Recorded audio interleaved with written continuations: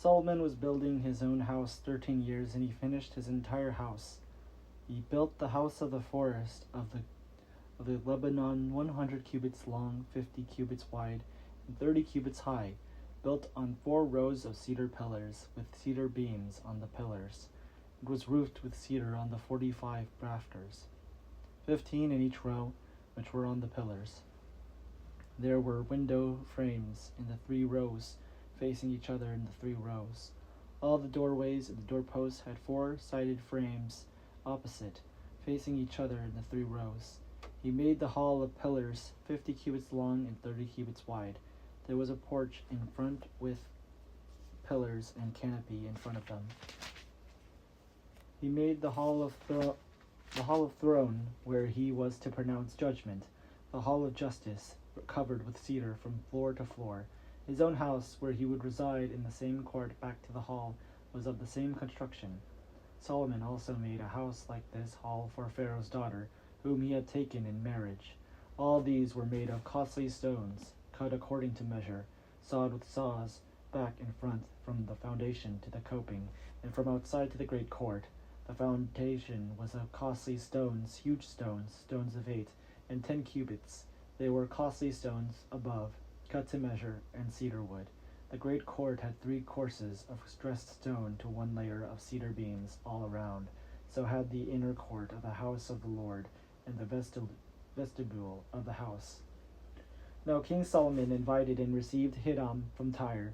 He was the son of a widow of the tribe of Naphtali, whose father, a man of Tyre, had been an artisan in bronze. He was full of skill, intelligence, and knowledge in working bronze. He came to Solomon and did all his work. He cast 2 pillars of bronze. 18 cubits was the height of the one, and a cord of 12 cubits would encircle it. The second pillar was the same. He also made 2 capitals of molten bronze to set on the tops of the pillars. The height of the one capital was 5 cubits, and the height of the other capital was 5 cubits. There were nets of checker work with wreaths of chain work for the capitals on the top of the pillars, 7 for the one capital and 7 for the other capital. He made the columns with 2 rows around each lattice work to cover the capitals that were above the pomegranates. He did the same with the other capitals. Now the capitals that were in the tops of the pillars in the vestibule were of lily work, 4 cubits high. The capitals were on the 2 pillars and also above the rounded projection that was beside the lattice work. There were 200 pomegranates in rows all around, and so with other capital. He set up the pillars at the vestibule of the temple. He set up the pillar on the south and called it Jachin, and he set up the pillar on the north and called it Boaz. On tops of the pillars were lily work. Thus the work of the pillars was finished. Then he made the molten sea. It was round, 10 cubits from brim to brim, and 5 cubits high.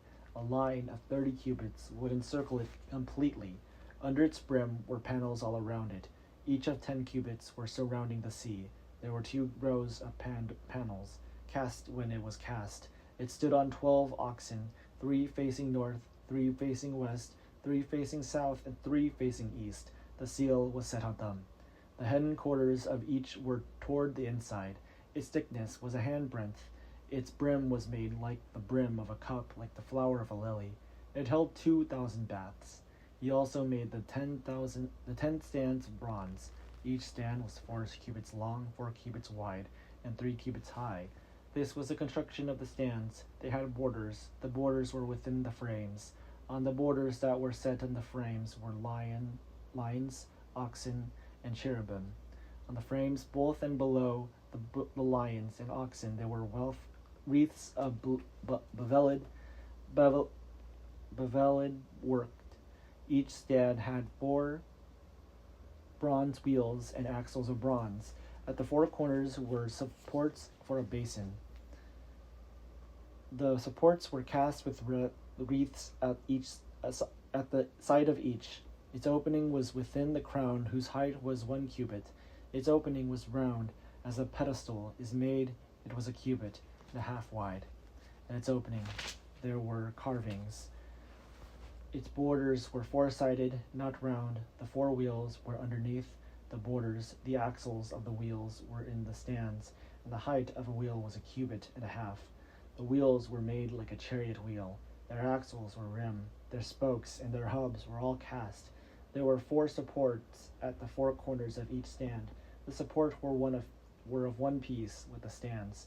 On the top of the stand there was a round band half a cubit high on the top of the stand. Its stays and its borders were of one piece with it. On the surfaces of its stays and on its borders he carved cherubim lions and palm trees, where each had space, with wreaths all around. In this way he made the 10 stands. All of them were cast alike, with the same size and the same form. He made 10 basins of bronze. Each basin held 40 baths. Each basin measured 4 cubits. There was a basin for each of the 10 stands. He set 5 of the stands on the south side of the house, and 5 on the north side of the house. He set the sea on the southeast corner of the house. Hiram also made the pots, the shovels, and the basins. So Hiram finished all the work, and he did for King Solomon on the house of the Lord, the 2 pillars, the 2 bowls of the capitals that were on the tops of the pillars, the 2 lattice works to cover the 2 bowls of the capitals that were on the top of the pillars, the 400 pomegranates for the 2 lattice works, 2 rows of pomegranates for each lattice work to cover the 2 bowls of the capitals that were on the pillars, the 10 stands, the 10 basins on the stands, the 1 sea, and the 12 oxen underneath the sea, the pots, the shovels, and the basins. All these vessels that Hiram made for King Solomon for the house of the Lord were of burnished bronze. In the plain of the Jordan the king cast them in the clay ground between Succoth Zarethan. Solomon left all the vessels unweighed, because there were so many of them. The weight of the bronze was not determined. So Solomon made all the vessels that were in the house of the Lord, the golden altar, the golden table for the bread of the presence, the lampstands of pure gold, 5 of the south side and 5 on the north. In front of the inner sanctuary, the flowers, the lamps, and the tongs of gold, the cups, snuffers, basins, dishes for incense, and fire pans of pure gold, the sockets for the doors of the innermost part of the house, the most holy place, and for the doors of the nave of the temple of gold. Thus all the work that King Solomon did on the house of the Lord was finished. Solomon brought him the things that his father David had dedicated, the silver, the gold, and the vessels, and stored them in the treasuries of the house of the Lord.